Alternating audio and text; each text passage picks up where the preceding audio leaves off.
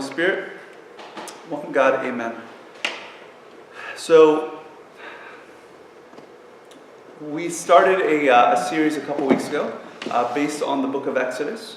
And I felt like it was an appropriate subject to go through because this week, actually, the Jews are celebrating their own Pascha. Okay? The word Pascha just means Passover. Okay? So we're celebrating Passover, but we're celebrating Jesus Christ as the true Passover lamb. All right? So as we're going through the book of Exodus, we see a number of things, and I think some of what we're talking about, or what all the readings have been about since this morning and today, speak to us about the concept or the idea of learning to live with open hands. Learning to live with open hands. This whole series that we've been going through, and I think the whole idea of Pesach, the whole idea of Passover and of the Feast of Resurrection is really a call from slavery to sonship. Okay? Which is the invitation that God has offered to us by becoming man, by extending his arms on the cross, and by giving us victory through the resurrection, the empty tomb. This morning, the prophecies, I'm just going to give you some of the readings throughout the day. The first hour this morning,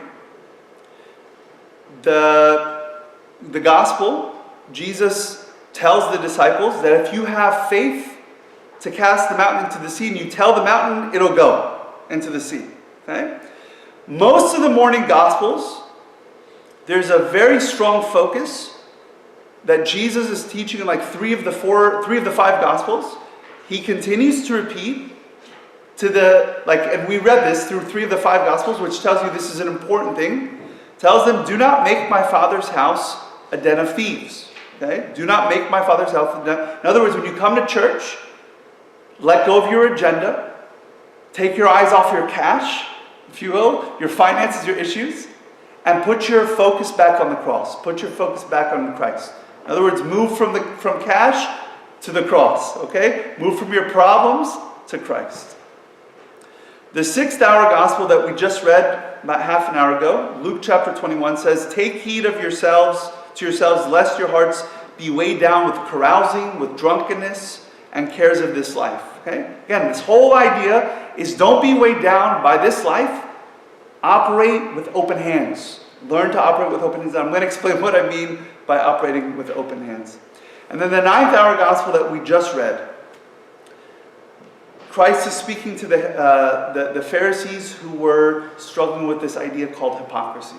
And it's an issue that I think many of us oftentimes we struggle with, which is this fear, this concern of what others will think of us. Okay? And so when we struggle so much with what others are thinking about us, that we're putting on a show from the outside, the reality is that we're not living with open hands.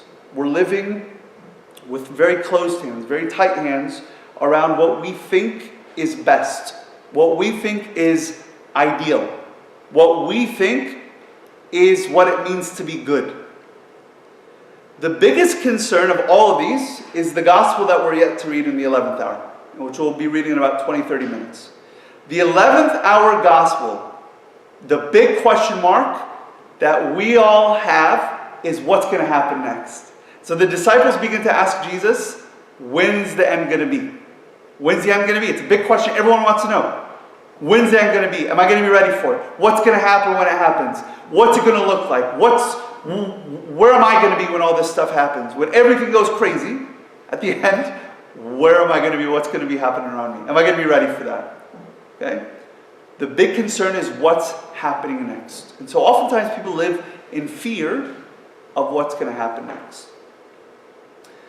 What I want to speak with you all about tonight, just for a few minutes, is how do we learn to live with open hands? How do we learn to operate with open hands? If you could click next, I have a little video, hopefully will demonstrate for you the danger of living with closed hands, all right? And I'm not being suggestive, but click one more time, but you can take it as you will, all right? It's just a 1-minute video. So this man that's a little monkey right there, that's a man right there. He is drilling a hole in the tree and he's putting in there some wild berries. All right, and the monkey's sitting there trying to figure out what's going on inside. The man made sure that the monkey saw what was going on, and then he kind of goes over and hides, and the monkey's pretending like he's not paying attention to what's going on. He's looking around, but his curiosity gets the best of him, and so he's about to waltz over to that hole, and what's he going to do? What's he going to do? Anyone? He's going to take the berries, right? He's going to just reach in, grab them, and run away, right? That's what you think, all right? He reaches in, he grabs on, and he tries to pull out. He can't pull out, right? Why? Because his hands are closed, fists. And so this is how you catch a monkey. This is how you shackle a monkey. And this is how I'll tell you, we are sometimes like monkeys. We get shackled, okay? We take a hold, that's it, that's the whole video, okay? We take a hold of things, we get a death grip around it, and they end up killing us. The invitation that God gives us is to go from slavery to sonship. To go from slavery to freedom. To experience liberty. To not be shackled. But I think a big step that we have to be willing to take is to open up our hands. We have to learn to operate with open hands. We've got to learn to live with open hands. Because if we take a death grip around things, it'll kill us. I believe it's what holds most of us back from moving forward. Okay? The fear of letting go of whatever problem I have. The fear of letting go of things that have happened in the past. That no longer define who we are, or shouldn't define who we are. Those things oftentimes hold us back from experiencing something called sonship. Being a child of God, experiencing what it means to be a child of God. Child of God is not just this stamp, this like insignia that we carry around with us. It's something that we experience. Being a child of God is not just a title. It's an experience. Okay? A lot of people have moms and dads. They're not really like their parents. They don't feel like a parental connection with them. Okay? And beyond that, there's a lot of people that they have parents, but they've never met them. Maybe they're adopted. Okay? Maybe their parents passed away at a young age. Maybe they never had that experience with them. Well, I want to tell you the same can go for us as Christians. We can have this title called like God's our Father. But I think He's inviting us to more than that. He's inviting us to experience something called sonship. Something called being a son or a daughter of the King. In Exodus chapter 16, now, if you've been with us so far in this series, we've gone through the first 15 chapters of the book of Exodus over the last few weeks. All right? If you're not familiar with the book of Exodus, God's people are enslaved. Egypt, Pharaoh, bondage, bad stuff. God says, I'm leading you out. And He sends this man named Moses to lead the children of Israel out. To give them something called liberty, true freedom. Okay? To be His children, His chosen people. Now, the prophecy that we just read a couple hours ago, it was from Hosea 11. It's a passage that I always quote. What is it? Out of Egypt, I've called my son. Now, we understand that to be speaking about Christ, but originally that was speaking about the children of Israel. But it's also speaking about us as the church. He calls us out of this place called Egypt, this place of slavery, to experience something called sonship.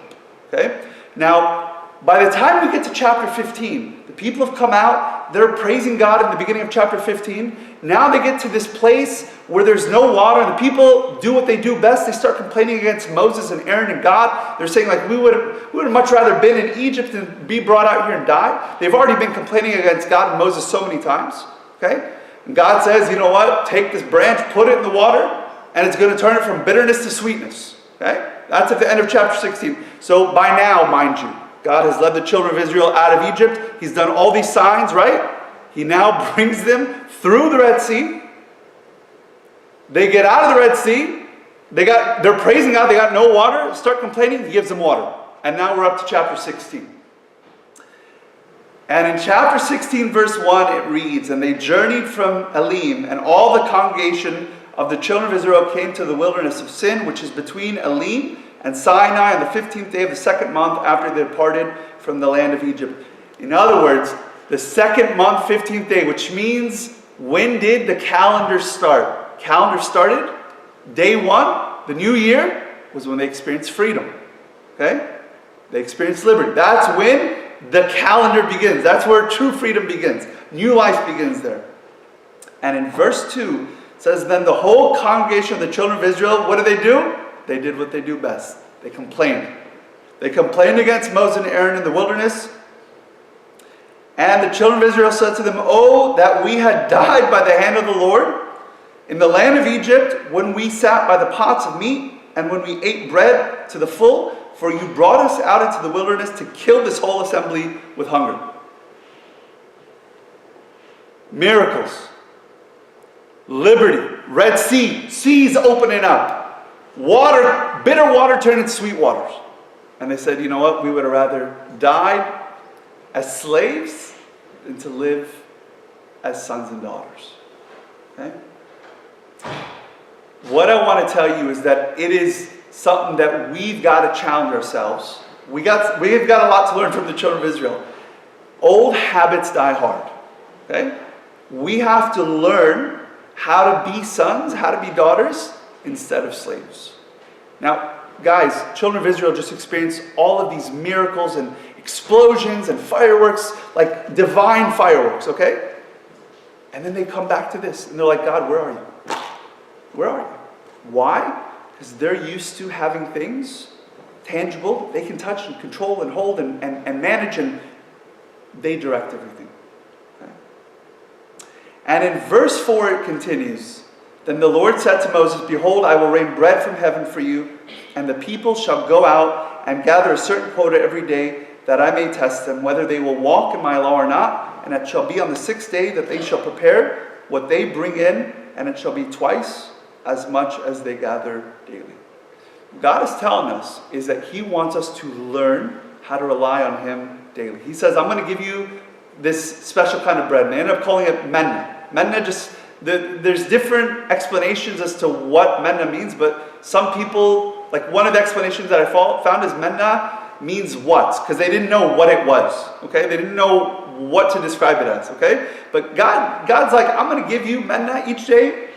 5 days, 6 days, take twice as much, but don't take any more, don't take any less. Learn to rely on me and to be fed by me daily." Okay? Learn to commune with me daily. Learn to be one with me daily. And in verses 6 to 13, we find God begins to build this relationship of trust with the children of Israel. In verse 7 it says, "In the morning you shall see the glory of the Lord." So we begin to see God working in our lives. We're like, "God, we want to be children." And so God begins to reveal certain things to us. And in the next 10 verses pretty much, they begin to patiently build trust with God through experience. The Lord hears their concerns. The Lord promises to provide, and then He doesn't just promise, He comes through. The Lord is faithful. And in verse 14 to 18, it talks about the manna that's given. And the people are instructed again to receive daily, which is what Jesus, in the Sermon on the Mount, the Lord's Prayer, that we repeat constantly through this season. During the time of Thor Tatigom, when one side is saying, "Thine is the power," the other side is saying, "Our Father who art in heaven," and we flip. Okay? And in the middle of that, we say, "Give us this day our daily bread." We say to God, we want to be fed by you every single day, every single moment. We want to be nourished by you at every single point of our lives. We want to build a relationship of trust with you. In verse 19 it says, "And Moses said, Let no one leave any of it till morning. Notwithstanding, they did not heed Moses, but some of them left part of it until morning, and it bred worms and stank." Okay, it stank.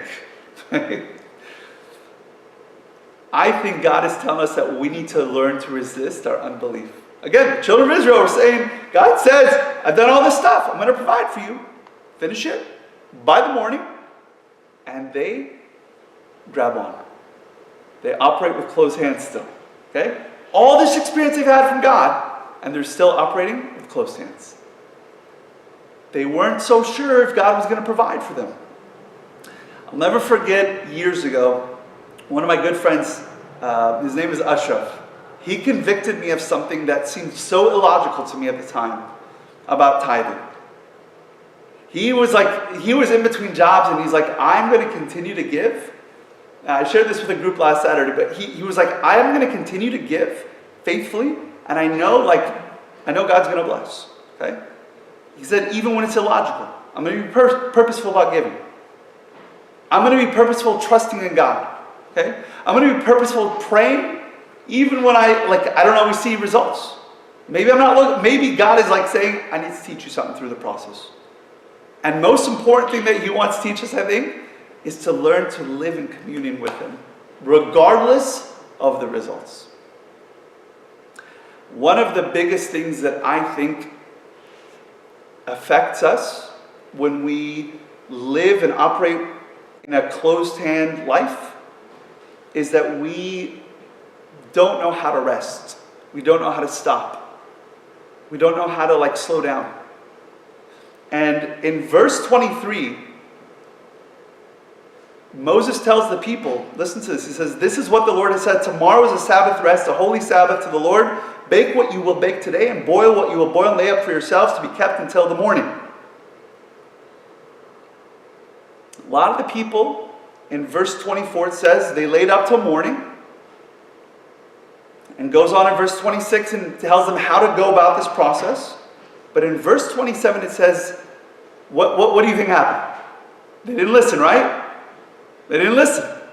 Verse 27, now it happened that some of the people went out on the seventh day to gather, but they found none. They found none. Okay? They couldn't rest. They didn't trust. They continued to work and labor and push. I was just having a conversation with someone. I was telling them, I'll be honest. I'm like a perfectionist, okay? I have a difficult time, slowing down. I'm like, okay, this has to be perfect to the T. And if it's not, then I'm not being faithful and I'm neglecting. And recently, my wife convicted me. She said, listen, you need to learn to rest and let things be good enough. And I felt that was a voice from God telling me, you need to learn to Sabbath. You need to learn to rest. Okay? A lot of times we don't allow ourselves to slow down and rest because we're operating with closed hands. We're constantly working and driving and pushing, and especially nowadays, folks, cell phones, most difficult thing, because we're constantly being buzzed and emailed and text message and Facebook Messenger, and I'm guilty as charged. Okay? Be honest, one of the things I think we need to learn to do, if you want to learn to live with open hands, is learn to put your cell phone down a couple hours a day. Some of y'all are sitting back, you're like, whoa, not our cell phones. Okay, put your cell phone down for a couple of hours a day. Try it. The first 20 minutes, you're going to be stressed out. You'll be like, but what if someone texts me or calls me or something? What if I can't play Candy Crush? What if I can't? Just put your phone down for a little bit. Okay? Learn to rest. Learn to rest. Learn to slow down a little bit. Especially you moms, you're constantly grinding and driving and going. I keep telling my wife, I'm like, you got to learn to rest. Slow down a little bit. Take it easy a little bit. Okay? But I think that goes for all of us, not just the moms. Not just the moms. I think the only way to grow in chapter 17 is through experiencing that daily communion with God. It says, then all the congregation of the children of Israel set out on the journey from the wilderness of sin, but there was no water for the people to drink. Long story short, what they did is they complained. Okay? Moses goes to God, he intercedes, God provides. Moses says, Lord, I got this problem. I'm coming to you with open hands. I'm coming to you with open hands. Okay? I want to give you two things to think about practically this evening that I hope will help you learn to live with open hands. Okay? We're about to read the gospel. When's the end going to come? What's it going to be like? What's happening next? That's what's going on in our minds. What's going to happen tomorrow? Next week? What am I going to do when I graduate? When am I going to get married? What's it going to look like? All of those things, and they're fair questions. And they're fair concerns. Two things I want to give you practically to think about this evening. In chapter 16, verse 33 and 34, it says, Moses says to Aaron, take a pot up, an omer of manna in it, and lay it up before the Lord to be kept for generations. God commanded the children of Israel to take some of the manna and store it up so that they would remember. So that they would remember. Remember what God has done, folks. I think the best thing that we can be doing is journaling. When God does something like amazing in your life, there's a divine visitation, write it down. Write it down. We forget so often. We forget. Journal, write it down. Remember, take like a dog. God is constantly telling the children of Israel throughout the whole Old Testament, He's like, do this so that you don't forget. Remember what God has done. Write things down. We forget so quickly. Okay? Put it like, you got your phones, you've got apps on there. You've got like journaling apps on your phones. If you're like a phone junkie, journal it, put it in your phone diary or something. Okay? But remember what God has done. And when you're having a difficult time, you go back. Like, I'll never forget my early years of my journey with Christ, the fireworks that were going on. And I sometimes go back and read my journals. I'm like, wow, like the things that God was doing and continues to do. And sometimes we just don't see it. And the second thing that I'll say is that we need to learn how to live in daily communion with God. Daily communion. God says to us, I'm going to provide you manna every single day. Every day. And on that sixth day, take up a double portion.